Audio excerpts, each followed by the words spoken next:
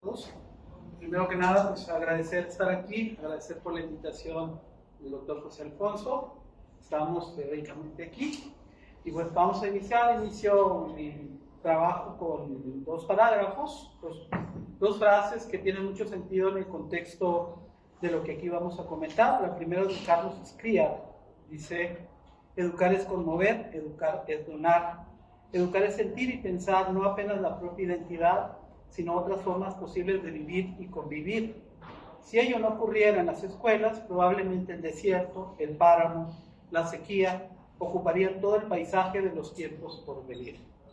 La segunda es del poeta portugués Fernando Pessoa.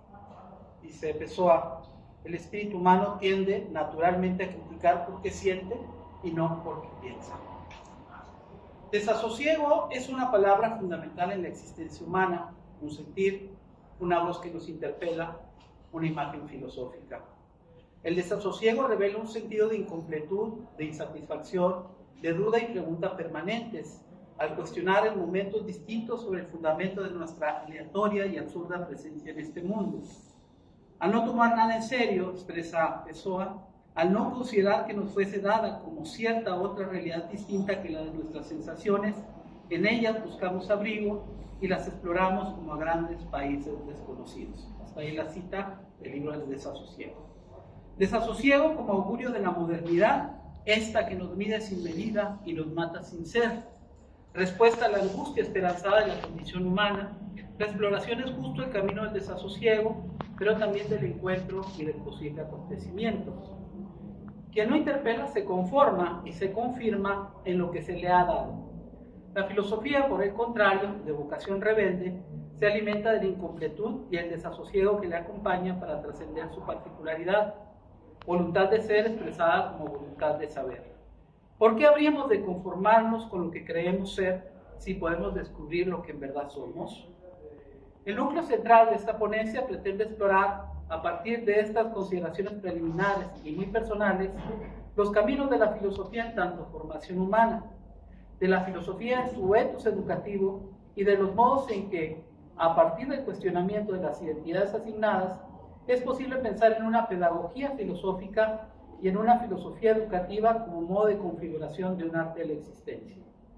En el despliegue de estas intenciones, y a partir de una reflexión que se apoya en la filosofía de la educación, exploraremos tres momentos para pensar lo educativo más allá de sus límites aparentes. En el primero, dimensionaremos lo pedagógico y educativo desde una perspectiva alterna, disidente, de aquella que pretende la lógica de la configuración de identidades fijas, de los discursos y las palabras vaciados de contenido. Examinaremos con Escriar, Bárcena y Mélich el vaciamiento de un logos pedagógico con necesidad de restitución.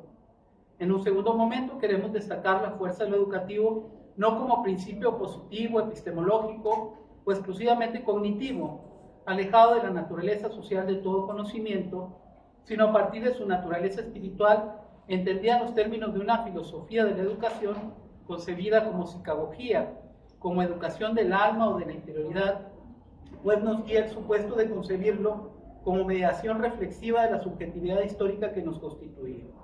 Por último, a partir de la recuperación de la experiencia histórica más reciente, queremos pensar en colectivo el sentido posible de la correlación entre utopía y praxis como introductora del principio de esperanza en lo educativo. 1. El agotamiento del discurso. De la reflexión clásica al presente, la posibilidad de construir una sociedad emancipatoria de las contradicciones de la condición humana ha sido una constante pensamiento filosófico y político. De Platón a Freire, de Diótima a María Zambrano, el ideal de una educación orientada al desarrollo de las potencialidades humanas, al reconocimiento de sí mismo y de la otredad, se ha hecho presente de distintas maneras en la configuración de los proyectos educativos. La formación humana, por tanto, representa ese esfuerzo no exento de antinomias de alcanzar un ideal mediante una praxis específica que tiene, sí, en su base y horizonte un componente ético y un tanto utópico. Hannah Arendt ha identificado la condición humana con, cito, todo lo que entra en el mundo humano por su propio acuerdo o se ve arrastrado a él por el esfuerzo del hombre. Fin de la cita. Lo educativo se configura desde el ámbito de lo público, cuyo sentido, describe la filósofa, refieren por un lado, la vuelvo a citar, todo lo que aparece en público y puede verlo y oírlo todo el mundo y tiene la más amplia publicidad posible. Fin de la cita. Por otra parte, lo público remite a lo compartido en común, en tanto que, vuelvo con Hannah Arendt, significa el propio mundo, en cuanto es común a todos nosotros y diferenciado de nuestro lugar poseído privadamente en él. Fin de la cita. Lo educativo es ese entre de lo común orientado a construir la humanidad como identidad y diferencia, como singularidad y comunidad que requiere ser problematizado, debatido y argumentado. Concebida en su ámbito de direccionalidad racionalizada e instrumental, la pedagogía contemporánea y con ella el discurso moderno en la educación ha mostrado sus límites. El quiebre no solo es epistémico, sino fundamentalmente ético. Y nos preguntamos, ¿cómo resignificar lo educativo desde un lenguaje desgastado que ya no refiere la conexión entre el objeto de las prácticas y el mundo del sentido? El mundo de la racionalidad tecnocientífica, desde donde se instalan los senderos formativos, apela, dentro del ámbito de las competencias excluyentes del desasosiego, a apuntalar un sujeto y una identidad que, en la trampa de la diversidad, anula las contradicciones. Se trata, dice Scliar, de palabras caídas, aletargadas, vacías. Este velo con que el discurso pedagógico mantiene indemne lo que contribuye a reproducir. Es posible descentrar, interpelar estas palabras que se han caído al suelo, que escondemos, dice el filósofo, lo cito, debajo de la alfombra de la voracidad del progreso, hasta abandonarlas, polvorientas, en nombre de una razón creciente y progresiva. Voltear al mundo es enunciarlo en su realidad, en su circunstancia y particularidad. ¿Lo pedagógico está a la altura del mundo? ¿El lenguaje pedagógico, nos preguntamos, puede decir y escuchar la diferencia? Estamos repletos de palabras y tengo la impresión de que las palabras muchas veces nos alejan en vez de acercarnos de los objetos, de las cosas y por tanto del mundo, expresa Fernando Bárcena. Este principio, que hipostasia la atención a la diferencia y a la diversidad, deja de lado, sin embargo, la posibilidad de construir lo común, el afán de cierta unidad básica. Mistificada, es cierto, la unidad encubre la diferencia. Bajo el marco de la sociedad competitiva, lo pedagógico deviene búsqueda de normalidad e identidad definida que evita lo radicalmente diferente, parámetro de lo socialmente útil. Podríamos decir, vuelvo a citar nuevamente a Bárcena, entonces, que la ilusión de normalidad tranquiliza la perturbación de la diferencia como presencia singular y problemática en el mundo. Y es que hay muchas maneras de invocar palabras que nos tranquilicen y muchas más de procurarnos formas de pretender curarnos. Fin de la cita. En la lógica del dispositivo y el poder instituyente se construye una normalización de lo patológico, una continuidad alienante. Scliar no duda en confrontar dicha pedagogía. Lo cito: una cosa es cierta, nos da pena, mucha pena, la exigencia y la opulencia de lo normal. Cuando educar se vuelve una alianza con lo normal, algo del mundo se acaba, o algo del mundo acaba. Cuando a un ser, a cualquiera, se le impone el contorno opaco de su identidad, algo del gesto de enseñar acaba. Didáctica, le llama. Dos dimensiones de la experiencia de educar.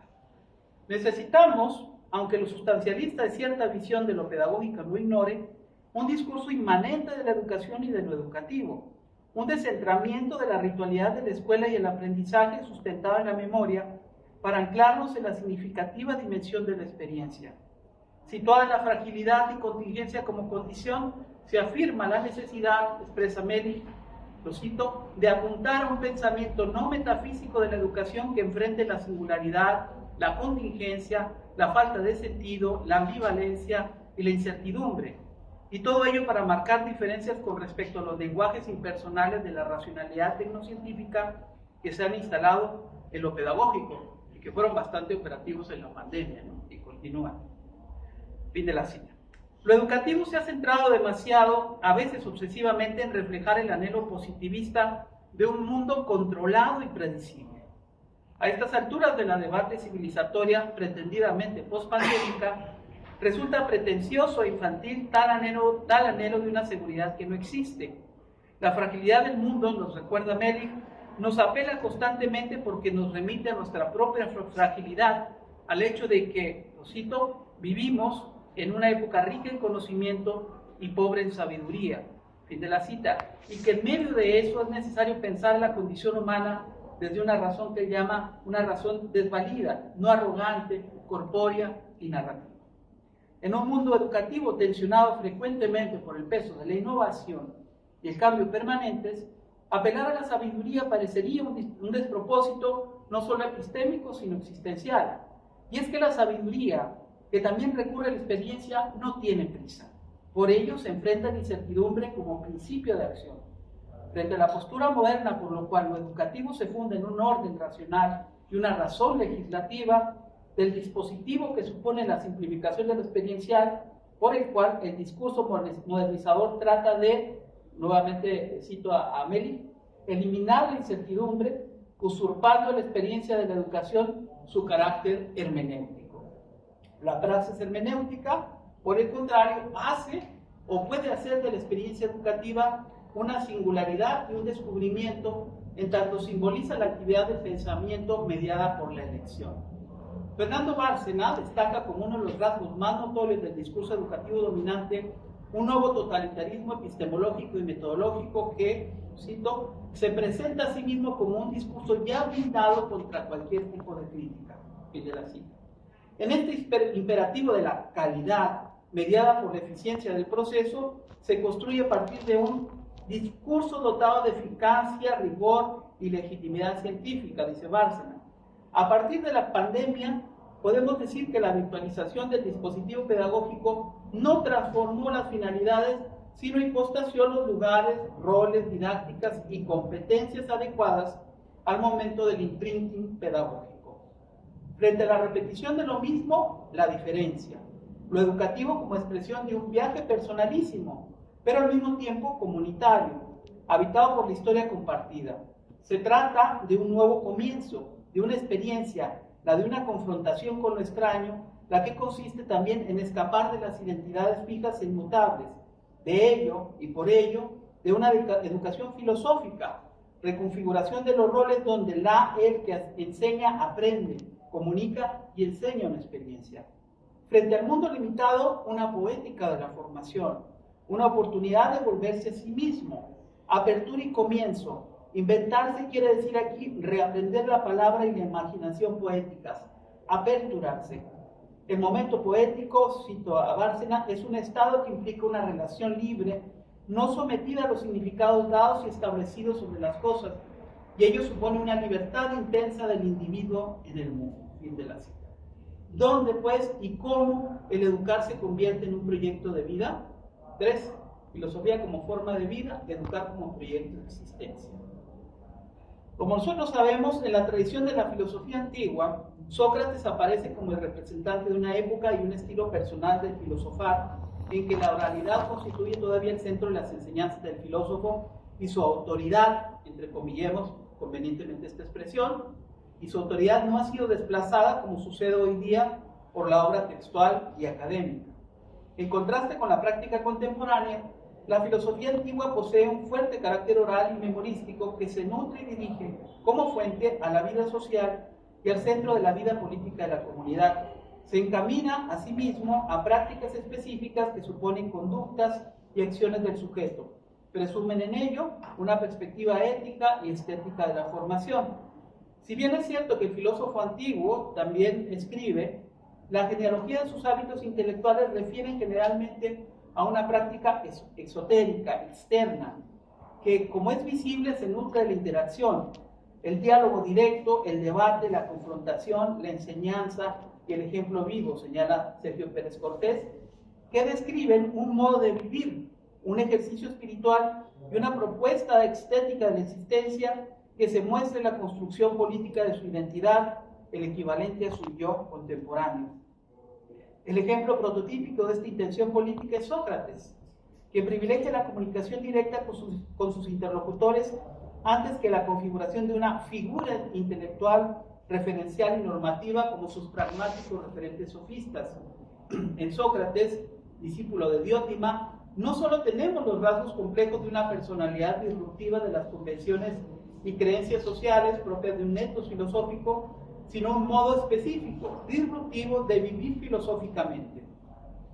Asumimos también no olvidar la figura de un maestro, de un formador, aunque no de un pedagogo en su sentido contextual. De esta manera, aunque Sócrates se ubica en el campo de la tradición oral que hemos referido, su práctica filosófica se encuentra en tensión con esa misma tradición, pues sus objetivos son manifiestamente éticos y ligados directamente a la transformación de la vida de los integrantes de la polis ateniense.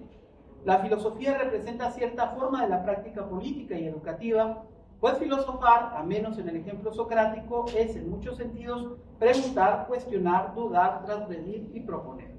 El diálogo filosófico aparece entonces como propuesta de orientación en las imágenes que se pueden reconocer, entre otros diálogos, en el Alcibiades y en la propia Apología, uno de los diálogos más bellísimos.